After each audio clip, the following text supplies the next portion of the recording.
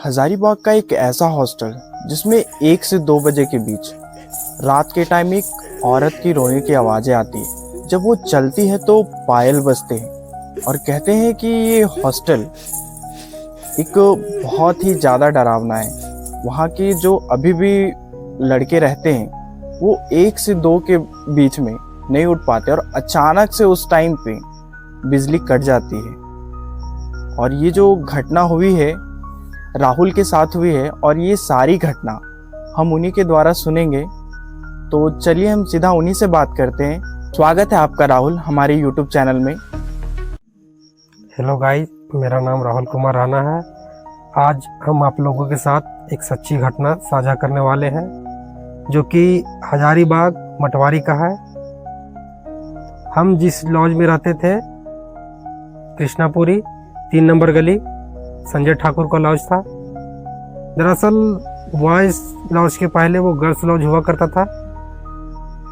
तो उसमें गिरिडीह की एक लड़की थी, पूजा नाम था उसका, जो किसी कारण सुसाइड कर ली थी।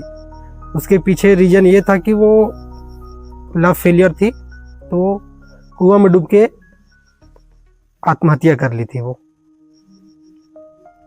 उसके बाद जो संजय भैया थे वो गर्ल्स हॉस्टल से चेंज करके बॉयज़ हॉस्टल कर दिए थे वो। तो जो कुआं था उसको बंद करके फिर वहाँ पे बाथरूम का टंकी खुलवा दी है। 1 तल्ला से 3 तल्ला कर दिया है और लड़का लोग रहना वहाँ स्टार्ट कर दिया।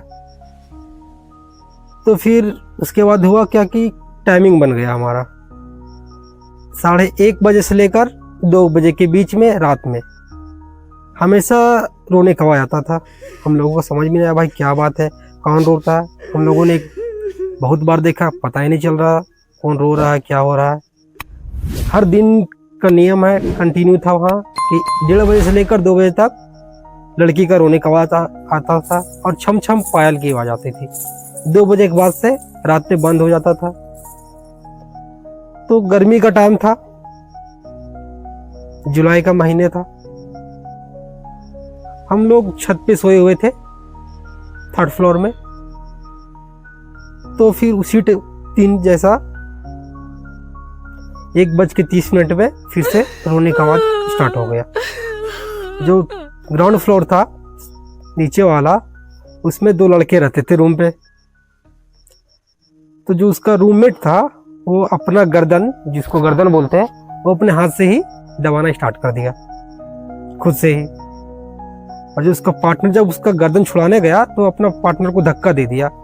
नॉर्मली कोई भी लड़के में इतना ताकत नहीं रहता, वो पतला दुबला सा लड़का था और अचानक से उसके अंदर इतना ताकत आ गया कि वो अपना पार्टनर को उठा के फेंक दिया और दरवाजा भी खोलने नहीं दे रहा है। एक हाथ से अपना गर्दन खुद पकड़ रहा है और एक हाथ से अपना पार्टनर को पकड़ा हुआ है।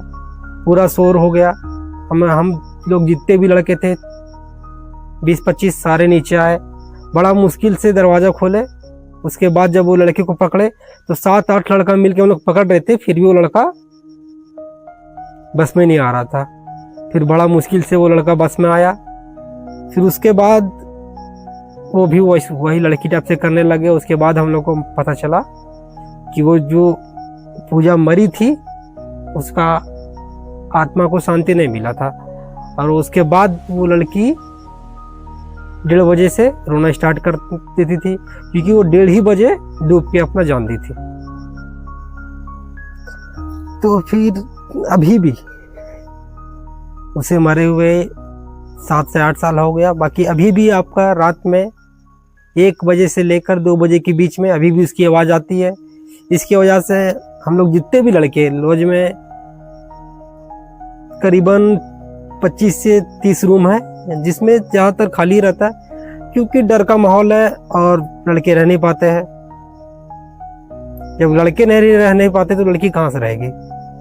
और 1 बजे से लेकर 2 बजे के बीच में अभी भी उसकी आवाज़ आता है और एक खौफ सा माहौल छा जाता है, कोहराम छा जाता है जिसे बोल सकते हैं आप। रोना स्टार्ट कर देगी वो, पायल का आवाज़ आएगा। अगर आप रात में अगर गलती से बाथरूम लग गया तो कोई बाथरूम भी नहीं जा सकता है, इस कदर उसका रोना आवाज़ आएगा, जैसे वो बुला रही है अपनी ओर। रोना स्टार्ट कर देगी। ऐसा अगर उठ भी जाओगे तो वो अपनी ओर खींचेगी, इसकी वजह से चाहे कोई जूनियर लड़का हो या सीनियर भैया लोग हो, जितने भी रह रहे हैं नए पुराने, कोई हम लोग रात में नहीं उठ के बाथरूम तक नहीं जाते हैं। और अगर कोई गलती से उठ के बाथरूम चला भी गया तो सुबह तक उसकी तबीयत खराब हो जाती है, सर दर्द देगा, पेट दर्द देगा, ऐसे करके। और वो जो रात में उठ गया वो 2 से 4 दिन के अंदर अपना रूम खाली करके वो घर चला जाता है।